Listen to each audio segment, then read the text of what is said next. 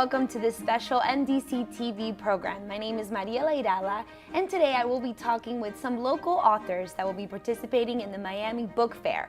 The Miami Book Fair is held annually at Miami Dade Wolfson Campus, and this year we have very interesting guests. Today with me is Dr. Marvin Dunn presenting his new book called A History of Florida. Welcome. Thank you. Thank you for being with us today. What can you tell us about, I know you're a legend, you always have some very special literary works that can teach us about Florida and about our culture, which is very important. Since I think it's something not so spoken in the world. We see Miami as a very tourist spot, but there's a lot of history in our state. So what can you tell us about this book? Well, you know, this book begins with the arrival of Ponce de Leon with blacks. I didn't know that when I was in school. I didn't know there were black people came with the Spanish a couple of years before English-speaking white people came to Florida. Africans and Spaniards were in Florida together from St. Augustine, even before that, all the way up to the present day. So I wanted to tell the whole story, well, not the whole story, but at least parts of the story of the black presence in Florida going back to the arrival of the Spanish and coming up to present-day Miami. So we see a lot of contributions of the African American people that we're not told, we don't know about. Yes. What are some things that we can expect after reading your book that we can learn? What are some contributions that are very important? You will learn about black heroes who really were buried in history. People who died fighting for black rights in Florida, fighting for freedom in Florida, but we never heard of them. These individuals were kept from us because, in part, a lot of Florida's black history is very violent and very exploitative. And so we were taught about George Washington Carver and that darn peanut, and that's about it. So I wanted to bring to life in literature black men and women who did things that were not recognized, but that contributed to the foundation and building of this state. You are a legend here. You have taught in FIU for 34 years. Yeah. You have brought farming into Overtown. Yeah. Where does this inspiration come from? What pushes you? What motivates you to kind of be a pioneer, the first to start these conversations? My parents taught me to leave something of value. When you go, do something that's important, other than having children, your own children. So I think in part my parents, because they were working people, migrant workers who had very little, but with 5 sons in Central Florida, managed to move to Miami, managed to join the blue-collar working class, and all of us got through. Most of us went to college and were successful. So my parents provided the impetus for me and my brothers to try to leave something important behind. And I think the most important legacy of any contributor to society is literature, books. They stay forever. So I wanted this book to inform Floridians and people even beyond our own state about this important aspect of the black presence in Florida. Well, where can we find your book? Where can we purchase it online as well? Yes, the book is available on Amazon, $34.99. Okay. I encourage people to pick it up and read it. Yes, definitely. And learn something about the black presence in Florida. Definitely, we will do. But before we go, we walked with you through Lummis Park. It's the slavery quarters. And you taught us a very important piece of information about that park. Let's check it out. This building behind me is the oldest building still standing in Miami-Dade County. It's the old slave quarters built back in the 1830s when there was an attempt to have a successful slave plantation here at the Miami River. It failed. The attempt was to grow limes to be sold to the Navy to fight scurvy aboard ships. But the slaves kept running away and the land just did not provide for the amount of commercial agriculture that would be successful. So this building eventually was bought by Julia Tuttle, the mother of Miami, once the Seminole Wars were over and the soldiers left. And this building used to sit right behind where the James L. Knight Center is today, and was moved here to Lummis Park some several years ago. But it is the oldest building in Dade County, built by slaves in the 1830s, and is here for preservation purposes. We are back here with Dr. Marvin Dunn. So what else is there? Do you have something, a new project or something else you're working on now? Well, I've started to work with convicted killers on death row who are trying to have their death sentences overturned at least to life in prison. Wow. In part because of some of the injustices in our criminal justice system. So I spent a lot of time on death row in a lot of conversations with very, very dangerous men. And I want to do eventually a book on how do we know what drives men, and women too for that matter, to such extreme violence, and what's going on in our communities that can help to prevent so many men, especially, from becoming violently involved in crime and therefore ruining their lives and the lives of other people. So that's my next project. Wow, very interesting, very interesting. We'll look forward to that. We're going to take our first break, but when we come back, we will take another trip, this time to Miami's Gardens, not to be confused with Miami Gardens. Don't go away.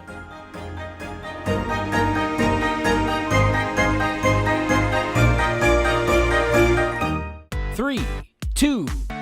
Be focused. Be original. Be a trendsetter. Be an explorer. Be the solution. Be visionary. Be a hero. Be the answer.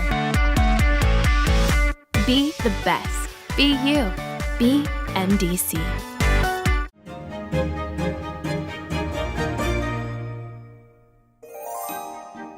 Welcome back. Miami is known for its people, beaches, weather, but Miami is also home for one of the most beautiful gardens in Florida. With us today is Elaine Mills and Julie Petrella Arc. Thank you for being here with us, which have made a collection of the most beautiful residential gardens of Miami. Welcome.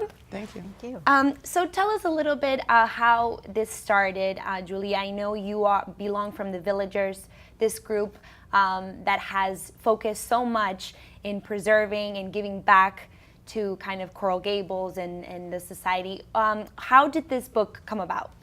Well, the Villagers is an organization that's celebrating its 50th year anniversary. And we have been involved for some 35 odd years in hosting garden tours annually, the first Saturday of March. And I think as part of the inspiration from previewing and being able to have access to some of the most beautiful gardens throughout Miami-Dade County, the idea from this book was born, and was really the brainchild of Dolly McIntyre, who's a long-standing member. I came in as co-chair, and we went through an evolution of trying to decide what kind of format to use, and in the end we decided on showcasing having a coffee table style book that was largely photo driven with supporting narrative, and brought on Elaine, Joanna Lombard from University of Miami, who wrote the introduction, and Stephen Brooke, who did the beautiful photography of the book. It seems very beautiful. The images are great. Tell us, Elaine, how did you guys choose these gardens? And you actually went to interview a lot of these residential gardens. And what were some stories that you can share with us? Well, a lot of the hard work about selecting the gardens was done by others on the committee. Oh, okay. I was told where to go, and that was my absolute pleasure to be able to visit 26 of the 27. And each one was different from the others. And there's structured gardens, and there's funky gardens, and there's wild gardens that were recreated. And I have to say, as a gardener myself, I've truly enjoyed chatting with the people who got dirty themselves and implemented their own garden. But also the designers that I spoke to were just really inspirational in what they wanted to create. Some of them have been long evolutions, and some of them are just collections that were over time or happened all at once with great investment of funds and expertise. There's one in particular, a wild garden in a Homestead area that was a former mango plantation, and after Hurricane Andrew, it was decimated, and the gentleman had the pond, the irrigation pond, that he surrounded with grass over time, and then he wasn't satisfied, and he was thought back to his inspiration of the Everglades, and turned it into his own little mini Everglades. It's really quite something. Wow, very interesting. Julie, you told us about Miami having a microclimate. Can you talk to us a little bit more about that? Well, you know, we're influenced here by the Atlantic Ocean, by Biscayne Bay, by the Everglades, by the Miami River. And when you think about it, we're surrounded by water. And because of our latitude and longitude, we're in a subtropical zone. And we're able here to support so many different kinds of plants. And because we tend not to have any real freezes, especially along the eastern portion of the county. I can't remember the last time we really had a hard freeze here. We're able to grow, you know, some temperate plants, subtropical plants, and true tropicals, with proper care, mind you. But you know, it's interesting that a lot of the plants and trees that we see that we think are so iconically Miami, like the Royal Poinciana, is not native here. It comes from Madagascar.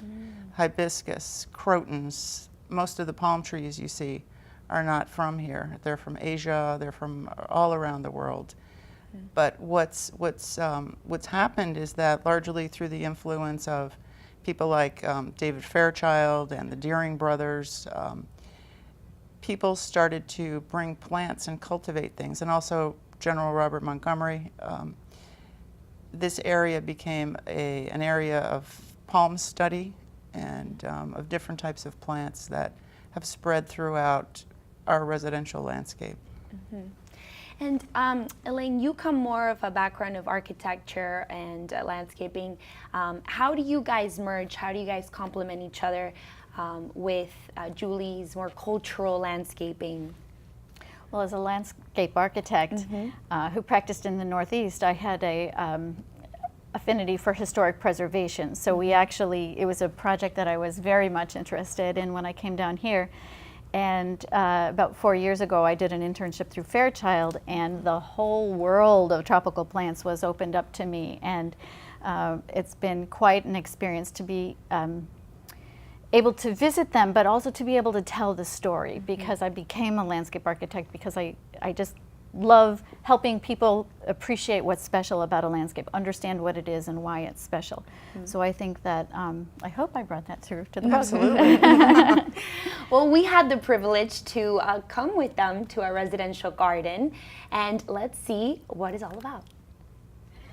Joe Falk's garden was chosen for the book because it represents some of the best gardens in South Florida, which incorporate the existing native oak trees and exotic flowers like orchids and fan palms and ferns, and it's just a wonderful space to be in. I am a Miami native, and so when I purchased this property in Coconut Grove so many years ago, I did it because of the unique nature of this neighborhood and the fact that on the property I had 25 mature oak trees. And so the property was renovated into a contemporary home using the original footprint with respect for the trees and the beautiful nature of this neighborhood. My landscape architect, Carla and I agreed to a guiding principle on the renovation of the gardens. We used the concept of color, texture, and shape, using orchids to add a dash of color. And so the garden is surrounded by unique plant species that accentuate color, texture, and shape. Elaine and Julie, thank you so much for being with us today and informing us about all these different things in Miami, because not just people, but now we learn that plants also are from different places and can live and be together here in our city.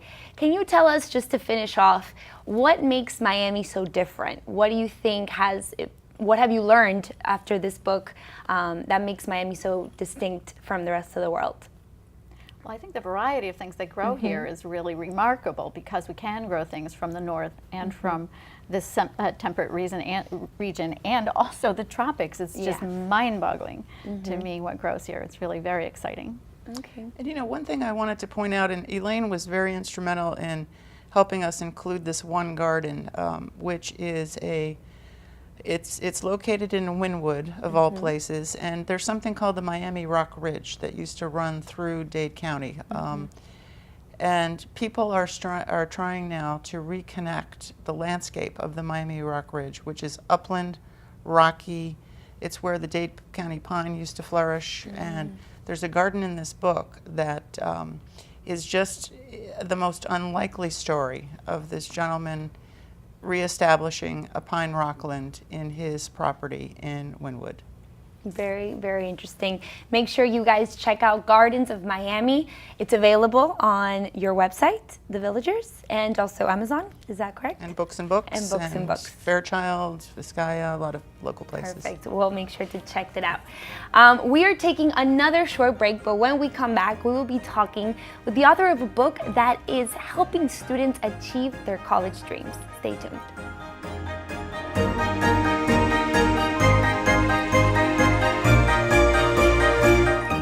3, 2, Be focused.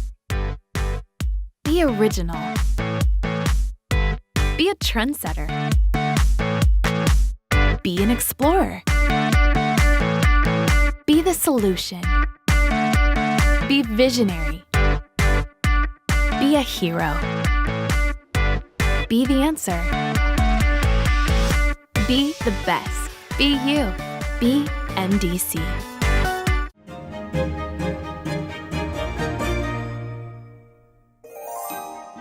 Welcome back. Although the percentage of high school graduates has increased through the years to 82%, only 66% of these students will actually enroll in college. Many of these students are turned away from enrolling because of the astronomical figures they think they need to pay. Our next guest will tell us how to avoid that.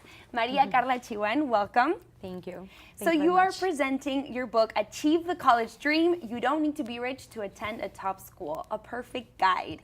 Tell us, I can understand why we need this, but tell us, what moment did you decide to write this?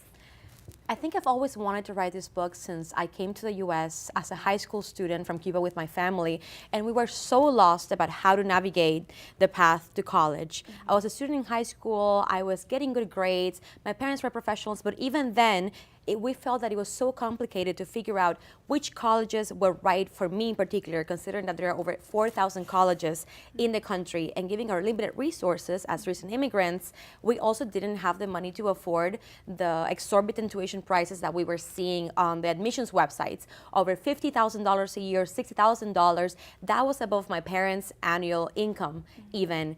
And when I finally finished college and I enrolled at Harvard and I won admission to 5 Ivy League universities, and over $200,000 in financial aid, making universities like Harvard, which usually seem unreachable, especially from a financial point of view, and they were even more affordable than some of the private universities in my home state, I said, there's so many students, and the research confirms this, that don't even submit an application because they don't think these schools are actually a possibility.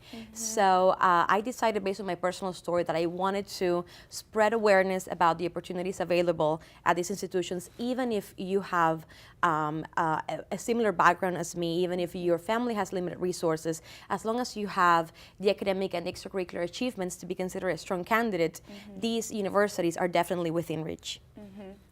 And you have attended Harvard, London School of Economics. Tell us, how did you do that without a guide? What pushed you? What was your motivation? My main motivation was always my family. My parents sacrificed so much to bring my younger sister and me to the US, especially so they could give us better academic opportunities, that I took it upon myself to really validate their sacrifice. I knew that I had to attend and graduate from college.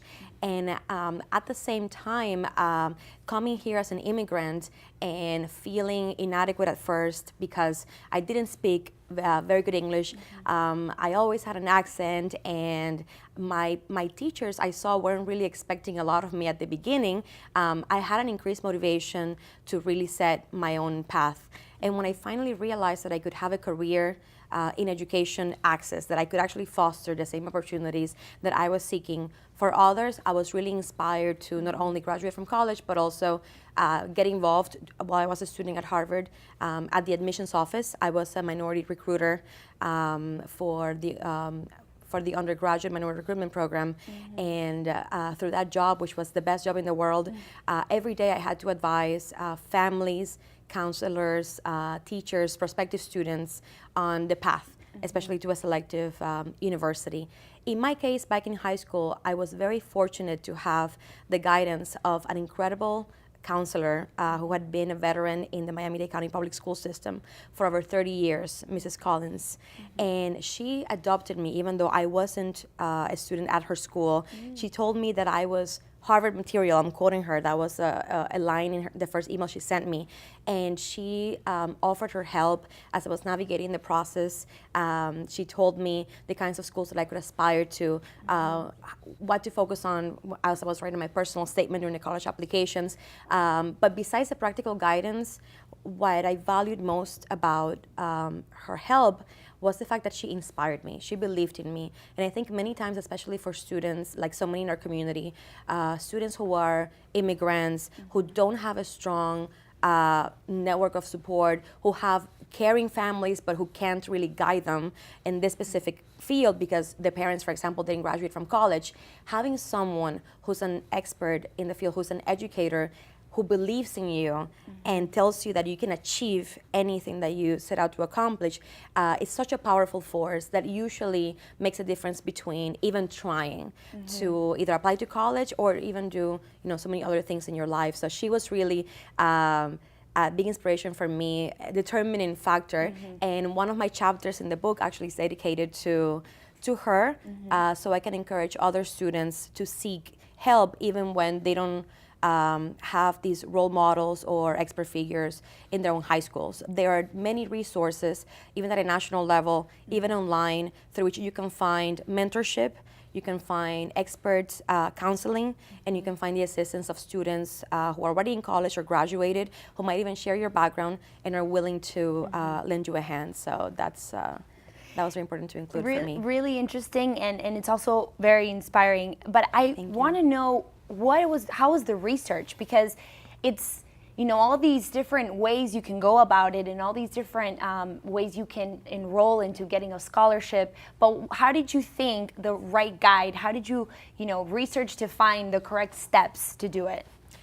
Well, the book is, I always say it's part information, part inspiration. Okay. On the one hand, it's a practical guide to help any student, regardless of their circumstances, especially regardless of their economic background, to prepare to attend a competitive university. Such as the Ivy League, for example, but also other selective institutions like public research universities like UVA, University of North Carolina, University of Michigan, and other private universities like Stanford, MIT, which are very selective. So I take students through how to craft a curriculum that is very strong academically during high school. What are the courses, the subjects that will best prepare you for a selective institution? How can you complement the courses that your school offers with learning through virtual sources? In Florida, for example, we have the Florida Virtual School, or dual enrollment programs like the one we have at Miami Dade College, and how to craft an extracurricular profile that is also strong, that helps you distinguish yourself among thousands of applicants. And throughout that practical guide, I offer anecdotes and stories about how I personally navigated the preparation to become a competitive college candidate. All of that practical information is based on my experience of over 10 years in higher education. So I worked for over 3 years at the Harvard admissions office, advising students, parents, teachers, and counselors on the path to college. And I've worked at several higher education institutions, like Minerva Schools and now Miami Dade College. But I think a very distinguishing feature of the book, which is what I couldn't really find as a student when I was dreaming about college and I wanted to have a guide, find a book that would really empower me is the inspiration ingredient. As I mentioned, I think that even students who know they have a high potential, who know that they could get accepted into college, if we are considered, a minority in any way, if we are underrepresented in higher education, if we don't have family members, close friends, teachers, classmates at school who have been accepted at these universities, who have studied there, have graduated from these institutions, many times we don't identify with the environment. We might not think that we can actually make it. So I actually never realized that I could aspire to a university like Harvard until I read in the local news that 4 students from Hialeah High School had gotten accepted to Harvard. I was a freshman in high school, and seeing recent immigrants, also coincidentally from Cuba, from my community, get accepted into an institution that seemed like a dream, suddenly made it seem like a real possibility. Yes. So I wanted to offer the book that would complement the practical guidance that you already find in many guides, but complemented by my personal story with this element of motivation that hopefully can inspire both the students and parents to take that first step. Well, beautiful work. Thank you so much. Thank you. We can get this book on Amazon? It's available on Amazon. It's available on my publisher's website. That's roman.com. And it's also available at local libraries like Books and Books. Okay. Well, thank you so much, Maria Thank Carla. That is all for this special program at MDC-TV. Thank you for watching. Thank you to our viewers and to our guests who still promote learning through books. Remember, the more you read, the more you know. Have a great day.